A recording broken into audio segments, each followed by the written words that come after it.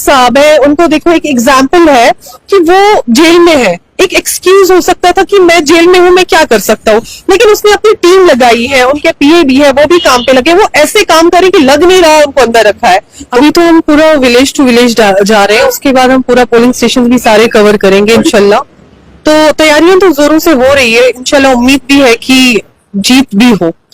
किसको अपना कॉम्पिटिटर मानते हैं, क्योंकि नेशनल कॉन्फ्रेंस से भी जो है आगा महमूद जो है वो लड़ रहे हैं, इंडिपेंडेंट कैंडिडेट जो है जिब्रान डार वो भी लड़ रहे हैं, अलग अलग पार्टी से भी और इंडिपेंडेंट कैंडिडेट भी लड़ रहे हैं, किसको अपना कॉम्पिटिटर मानते हैं? यहाँ पे क्योंकि एनसी और पीडीपी का रहा है तो ऑब्वियसली उनके साथ ही कंपटीशन है, बाकियों को तो मैं कंपटीशन नहीं मांगती, लेकिन हाँ उनने वो रहे हैं 50 साल से, उनके काडर है, तो उस काडर में काम करना ये बहुत बड़ी बात है।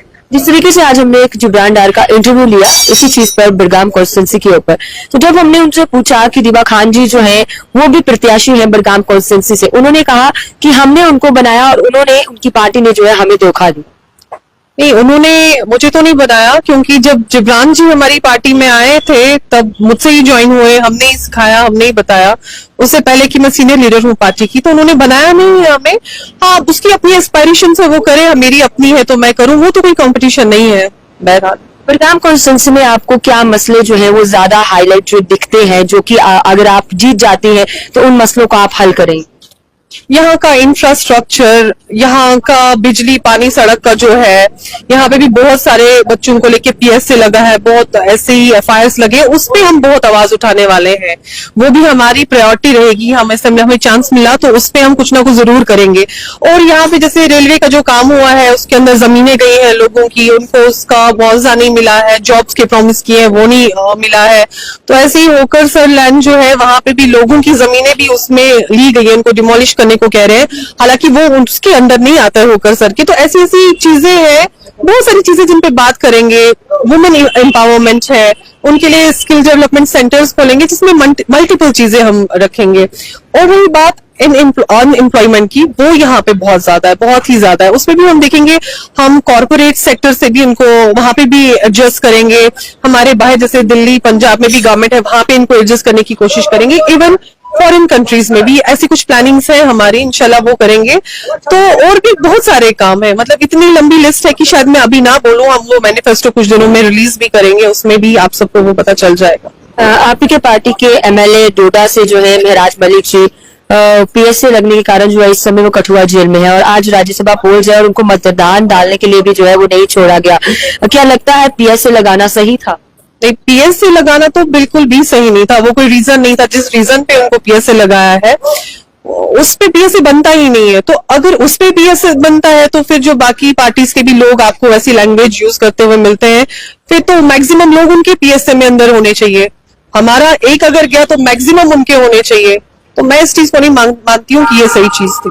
आप जीतती हैं तो पीएसए रिमूव की बात करेंगी? हाँ हाँ, लाउडली बहुत वोकल होंगे हम इस चीज पे। उनके पीएसए को लेके क्या, हम तो पूरे जो कश्मीर के बच्चों के पीएसए लगे हैं उन पे बात करेंगे, क्योंकि देखो अभी क्या है, जो नौजवान है ये एक एज है उनके कुछ करने की, अपना फ्यूचर बनाने की, अपना घर संभालने की, और इस एज में वो बंद है। तो जब वो निकलेंगे तब तक वो ओवर एज होंगे, फिर कोई बूढ़ा होके निकलेगा तो वो करेगा क्या? तो हमें इस चीज पे आवाज उठानी है। देखो महराज साहब है, वो एमएलए भी थे, उनको लेके सबने आवाज उठाई, पता चला कि उसका पीएसए लगा है। ऐसे कितने सारे नौजवान होंगे जिनके बारे में किसी ने बात भी नहीं की होगी, हमें पता भी नहीं होगा, और बिल्कुल ऐसे ही उन पे पीएसए लगा होगा विदाउट एनी रीजन, जैसे इन पे लगा है। इन पे तो थोड़ा सा सुना है, मुझे तो लगता है उन पे ऐसे हाथ पकड़ के लिया होगा और पीएसए लगाया होगा। तो इसमें तो हम बहुत वोकल होने वाले हैं। आखिरी सवाल रहेगा, बडगाम कॉन्स्टिट्यूंसी की आवाम से आप अपनी तरफ से क्या मैसेज देना चाहेंगे? मैं मैसेज यही देना चाहूंगी कि इस बार इमोशंस पे आप वोट्स ना दें। आप देखिए कि आपके साथ खड़ा कौन रहेगा, आपके शाना बशाना कौन चलेगा, और काम के बेसिस पे। क्योंकि हम लोग आम आदमी पार्टी के लोग जो हैं, हमारी सरकार जहां पे भी हुई हमने लोगों के ही काम किए, बिल्कुल डेवलपमेंट ओरिएंटेड है हम। फॉर एग्जाम्पल दिल्ली में देखो हमने बहुत काम किया, वहां पे भी यूटी थी, कोई एक्सक्यूज नहीं था काम ना करने का। पंजाब में भी हमने बहुत काम किया। और अब महराज साहब है, उनको देखो एक एग्जाम्पल है कि वो जेल में है, एक एक्सक्यूज हो सकता था कि मैं जेल में हूं, मैं क्या कर सकता हूं, लेकिन उसने अपनी टीम लगाई है, उनके पीए भी है, वो भी काम पे लगे, वो ऐसे काम करें कि लग नहीं रहा उनको अंदर रखा है, तो हमारे पास वो बहाना नहीं होता है काम ना करने का। इसीलिए मैं चाहती हूँ कि वो हमें चुने और हमें एक मौका दे, क्योंकि जब एक मौका मिलेगा तभी पता चलेगा कि हमें कैसी कैपेबिलिटी है, हम वो चीजें डिलीवर कर पाएंगे कि नहीं जो उनको चाहिए। और अनलेस एंड अनटिल वो मौका नहीं मिलता है तो उनको पता कैसे चलेगा। हाँ, और यही लोग नाराज हैं इन सरकारों से जो पहले थी, चाहे वो पीडीपी है या एनसी है।